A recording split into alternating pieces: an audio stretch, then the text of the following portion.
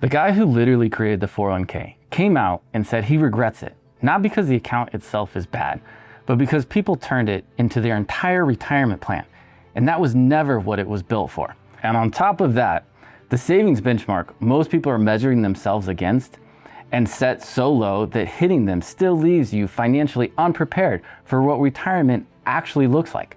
I've sat across from people with millions sitting in their 401k who could not touch a single dollar without getting crushed by taxes and penalties. Having money and having access to your money are two completely different things, and most people find that out too late. So today I'm going to walk you through what you actually need saved at every single age, why the number is only half the story, and what the people who retire with real financial freedom do differently with their 401k than everyone else. Because there is a massive difference between building a big balance and building a retirement that actually works for you. And at the end of this video, you are going to know exactly which one you are building right now. Here's what people were never told about the 401k. Back in 1980, roughly 60% of Americans had some kind of pension.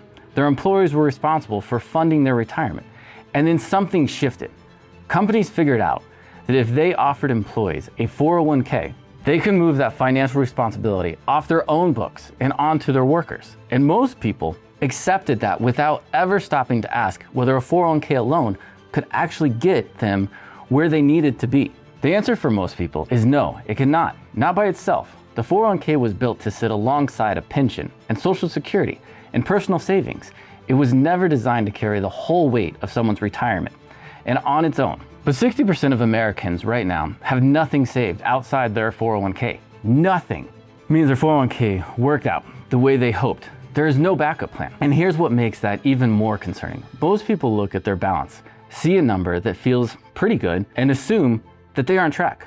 But the benchmarks most people are measuring themselves against tell you whether you can survive retirement, not whether you actually control it. And those are two very different things. What you actually need is not just a big number. It is the right number and the right type of account with the right kind of flexibility built in. And most people have none of that figured out. Let's start with where most people actually are right now and why the gap between that and where they need to be is a lot bigger than most people realize. So let me show you what the data actually says. According to Fidelity, the average 401k balance for a 30-year-old right now is around $37,000. For a 40-year-old, it's around $97,000. For a 50-year-old, it's around $190,000. And for a 60-year-old, the average is around $271,000. Now those numbers might sound reasonable until you look at what people actually need. Here is what the research consistently shows. Being above average only means you are ahead of a group where the majority is underfunded. The real targets look like this. By age 30, you should have 1 times your annual salary saved. So if you are making $60,000 a year, you should need $60,000 saved by that time you hit 30. By the age of 40, the target is 3 times your salary. And on $80,000 income, that is $240,000. And the average 40-year-old has $97,000, less than half of where they need to be. By age 50, the target is 6 to 10 times your salary. On a $100,000 income, that is $600,000 to $1 million. The median person in their 50s has around $246,000. By 55, you should be at 8 to 10 times your salary. By 60, the target is somewhere between 1 million and 1.5 million in total retirement savings. And by the time you hit full financial independence, the goal is 20 times your annual salary. 20 times. On a $70,000 income, that is $1.4 million. Now I know some of you are looking at these numbers and feeling the gap, and I want to be honest with you. Almost everyone I have ever sat down with feels behind, but the gap is almost always smaller than it looks from where you are standing right now. And the reason for that is something we are going to get into in just a minute. But first, I need to talk about something that is quietly making the whole problem worse for most people, and most of them have absolutely no idea it is happening. 70% of Americans do not know their 401k has fees, and those fees are costing people tens of thousands of dollars in retirement savings without them ever seeing it happen. Every 401k has fees. They are called the expense ratios, and the way they work is the money gets managed by a fund manager who takes a small percentage of every dollar you have invested plus every dollar of profit every single year. Not because you asked for it, just because that's how it works. Now here's what that actually costs you in real dollars. Take 2 people.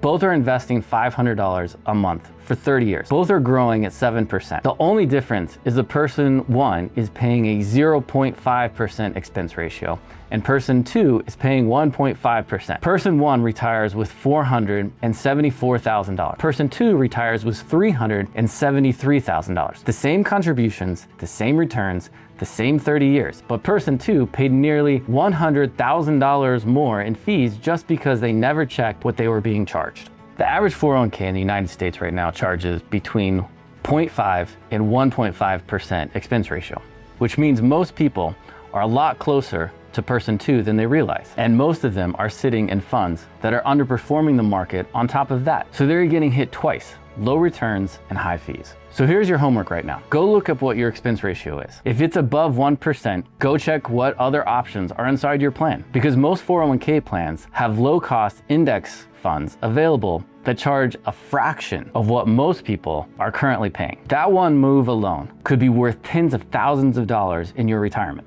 But the fee problem is actually an easier one to fix. The harder problem, and the one that truly determines whether your retirement is going to work, is what type of account your money is sitting in. And this is where most people are making the mistake that is going to cost them a fortune. Let me ask you something. If you had $1 million in your 401k, would you say you are set for retirement? Most people would say yes, but here's what most people do not understand. $1 million sitting entirely in a traditional pre-tax 401k and $1 million spread across traditional accounts, a Roth account and a regular brokerage account, are not the same retirement, not even close. When everything is in a traditional pre-taxed account, every dollar you put out gets taxed like ordinary income. And at age 73, the IRS forces you to start taking money out, whether you need it or not. These are called required minimum distributions. A $1.2 million traditional balance forces roughly $44,000 in taxable income that 1 year. Stack that on top of Social Security benefits, and you are potentially pushed into a higher tax bracket. 85% of Social Security becomes taxable, and Medicare surcharges start kicking in on top of everything else. Now take that exact same $1.2 million, but this time split it across $700,000 in a traditional, $300,000 in a Roth, and $200,000 in a taxable brokerage account. Your forced distributions drop to around $26,000 instead of $44,000. You stay in a lower tax bracket. Your Social Security stays protected. No Medicare surcharges. Same balance, completely different retirement. The difference in lifetime taxes between those two scenarios on the exact same starting number is where between $100,000 and $250,000 over a 25-year retirement. That is not a small thing. That is real money that either stays in your pocket or goes to the IRS. And the only thing that determines which one happens is whether you built the right mix of retirement accounts or not. This is something that we talk about with every single person we work with at Bonfire, because getting to the right number is only half the battle. The other half is making sure that that number is sitting in the right place. Real quick, if this is making sense and you're getting value out of this, hit that like and subscribe button. It will genuinely help more people find the content. I put a lot of work into making sure this stuff is actually useful. Let's keep going, because what comes next is the part most people never hear about until it's almost too late. And if you're in your 40s right now and you feel behind on these numbers, I need you to hear what I'm about to say.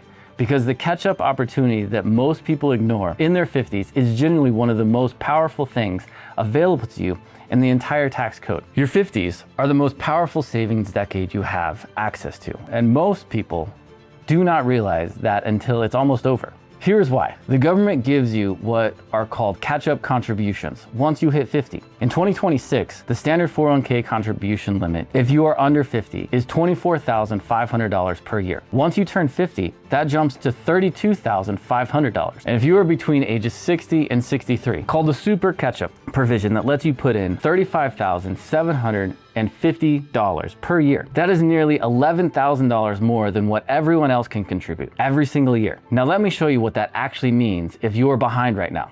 Say you are 50 years old and you have $300,000 saved. That is above the median, but below the real target. If you max out your contributions from 50 to 59 at $32,500 per year, and then use the super catch-up from 60 to 63 and $35,750, and you pick up $5,000 employer match and earn 7% average return, and the $300,000 grows to roughly $1.1 million by the time you were 63. From $300,000 to 1.1 in 13 years, just by maximizing what the government already allows you to do. And the people who feel the most hopeless about their retirement savings at 50 are almost always the ones who find out a few years later that retirement came a lot sooner than they expected. Because the math is closer than it looks from where you are standing right now. But here's the thing I want to make sure you understand. Before we close this out, even if you hit the catch-up numbers perfectly, it still matters where the money is going. Are you splitting between a traditional and a Roth? Are you building some taxable assets alongside it? Because someone who gets to 63 with $1.1 million, an all traditional account, and someone who gets there with some balance spread across Roth, taxable, and traditional have dramatically different tax bills for the next 25 years. Same number, different outcome. And the difference comes down to the decision you make right now.